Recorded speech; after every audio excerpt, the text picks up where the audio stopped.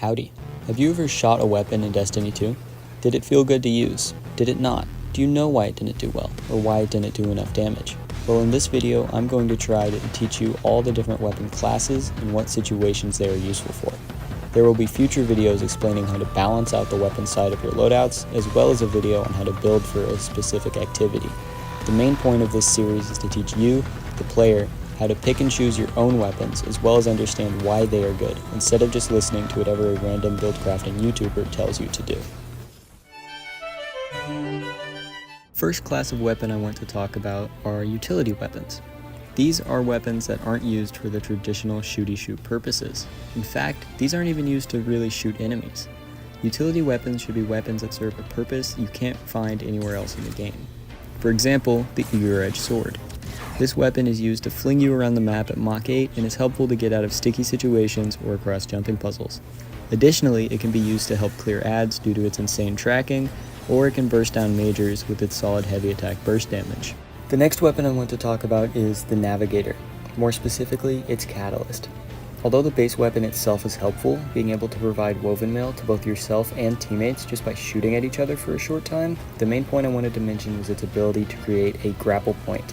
This is huge for Strand Titans and Warlocks to fit into their grapple-based builds, since it provides a way to theoretically have infinite grapples and infinite grapple melees.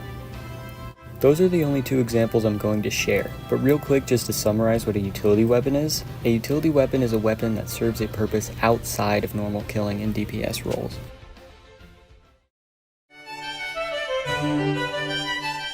I want to preface this part by saying that I am not a fan of this playstyle, but if it works for you, go for it. This section is on probably the most stale part of the D2 sandbox right now, that being snipers, bows, scouts, and linears. The first weapon in this class I want to talk about is Polaris Lance. Polaris has been a solid option in the Plinkplonk community for a while now, with it being able to do a lot more damage than the average scout, thanks to its perks letting it refund ammo on every precision hit, along with triggering certain solar fragments and aspects due to its ability to scorch and ignite targets. The main draw from Polaris, along with all other scouts, is how the archetype plays. You sit far away and dump a whole magazine with very low risk, if any at all. I really don't have much else to say on this weapon, other than that sometimes the ignitions procced by Polaris will send my hard-earned heavy bricks flying off the map in GMs. I'm looking at you, Cooley. Anyways, moving on to the next weapon, we have the ever-powerful Wishender, which has been one of the best picks in Master and Above content since its buff a while back that allowed it to pierce barrier shields. But its attractiveness doesn't stop there. Since the bow hits targets 3 times per shot, coupled with the fact that it's a primary weapon, this thing generates a ton of super energy per shot, especially on majors. However, what has really kept it in the Grandmaster meta for a while is the same thing that is keeping Polaris and really all long-range weapons in the game, which is their ability to play hyper safely, albeit at a slower pace than, say, 3 Banner Titans. That's all the weapons I wanted to share for this section. The only takeaway I want you to have here is to realize when a weapon is meant for long-range play. I don't want to see any blueberries rushing into a crowd of ads hip-firing their new hung jury because they think the massive weapon model is shielding them from incoming bullets. Okay, this category is pretty self-explanatory. If it kills red bars good and fast, it works. The point I'm trying to make for this section is don't go around using weapons not meant for ad clear to kill ads. For instance, say you have a fusion rifle that is spec'd for DPS, let's say a scatter signal with overflow controlled burst, and you start to use it for ad clear.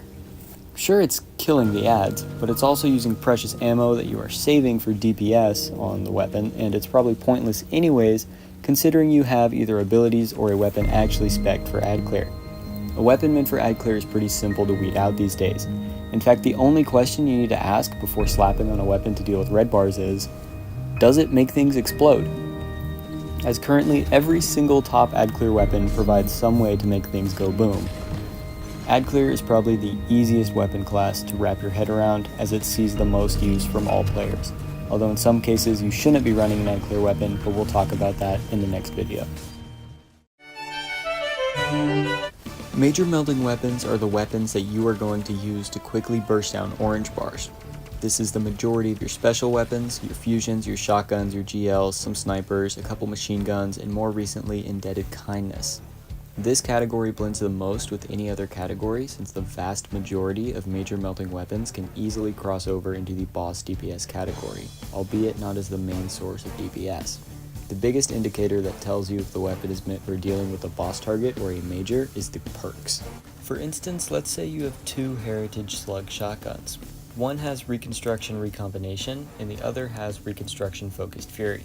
Now, if you've been playing this game for a while and are pretty well versed in the perks, you can probably instantly tell which one is meant for DPS and which one is for melting majors. If you are a more casual player, it may be a little harder to tell, but that's what this video is here for. Taking a closer look at both of these weapons, you can see that they both have Reconstruction. This is because Reconstruction is one of the best perks in the game on literally any weapon it can roll on, and it is also good for both killing majors without needing to reload, and sustain damage on boss targets because of how high the magazine can get. Now for the secondary perks, Recombination's perk description reads, Elemental Final Blows increase the damage of this weapon's next shot. You should be able to tell from this description that this is a burst damage option. Meanwhile, Focused Fury's perk description reads, Dealing half the magazine's precision damage grants this weapon bonus damage. The shot count is reset when this weapon is reloaded or stowed. You should be able to tell here that this perk is meant for sustained damage. Now that you have that info, which shotgun would you assign to which role? Which one is for DPS? Which one is for melting majors?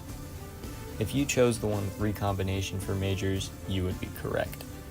The takeaway for this category is to not only know the difference between burst and sustained damage perks, but also realize that weapons with burst damage perks are meant for majors and sustained damage perks are meant for bosses. Boss damage weapons work exactly how the name suggests. They damage the boss. These weapons are generally found in the heavy slot, but can be found in the kinetic and energy slots as well. Although it's pretty easy to put on a heavy weapon and be like, yes, this was made for DPS, it may be a little harder to tell for special weapons, but we can use the same logic we used in the last section to tell what perks make a special weapon built for DPS. Other than being able to tell when a weapon is meant for DPS, I also want you to be able to tell what kind of DPS that weapon is meant for. For instance, something like Parasite is good for high burst damage, whereas something like Sleeper Stimulant is better for sustained DPS. The last thing I wanted to say before I go into the takeaway is don't use Thunderlord. It is the most overhyped DPS option in the game. And then the takeaway here is to just remember to look at the perks on your special and heavy weapons.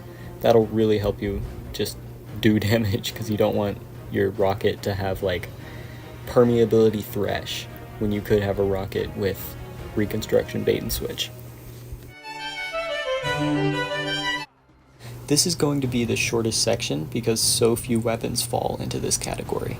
A support weapon is a weapon that will help your team, either by applying a buff that helps them stay alive, or by applying a debuff that lets them do more damage. The two examples I want to share are G-Horn and Tractor Cannon. G-Horn applies Wolfpack rounds to all legendary rockets, which lets teammates deal more damage, and Tractor Cannon applies a 30% debuff as well as suppresses, allowing your teammates to do more damage. The takeaway here is, teammate good, find ways to help teammate.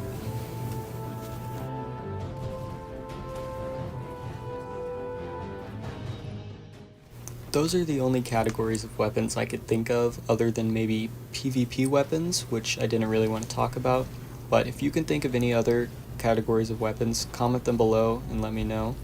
If you want more info or examples of weapons, I have a spreadsheet linked in the description that has all of that.